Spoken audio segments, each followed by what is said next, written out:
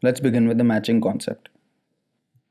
As the name suggests, it dictates the matching between the revenue and the related expenses.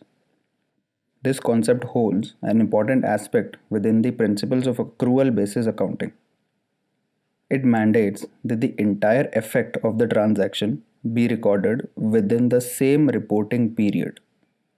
Let's simplify this with an example. Suppose you run a company selling cars. Let's name your company Western Private Limited for now. Since it's a car company, you have a network of agents across the country to mediate the sales of your cars. They hold a simple commission based contract with your company. They sell your cars and get a 5% commission on their respective sales. Mr. X is one of the agents who work for you. In the month of August 2019, he mediated a total sales of 10 cars amounting rupees 50 lakhs. The commission he earned is 5% of 50 lakhs, that is 2,50,000. The amount of commission earned by him was credited to him in the month of September 2019. Now the question arises, when should Western Private Limited record the entry for commission given to Mr. X in the books of accounts? Will it be August or will it be September? The answer is August because of the matching concept. Since the sales were made in the month of August, Mr. X earned the commission in the month of August itself, and therefore the entry is supposed to be passed irrespective of the time when the actual payment was given.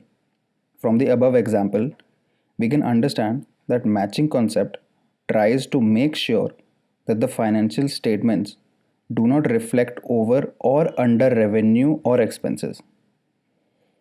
Let's extend the above example to understand it a little further.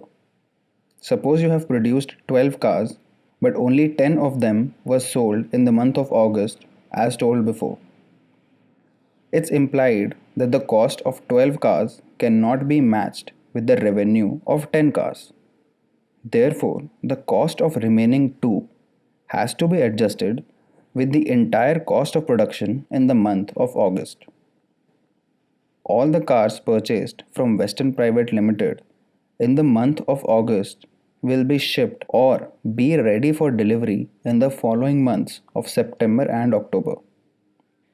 Now, according to the matching concept, the cost of goods sold should record in the period of their sale and not their actual delivery. The change in inventory is supposed to be recorded in the period matching to the revenue earned from that inventory and not when they are physically moved or shipped. Revenue generated from the cars sold and their related expenses in the month of August will be recorded in the month of August itself. And that's the matching concept. If you still have questions relating to the concept, please drop them into the comment section and I will answer them. Thanks for watching.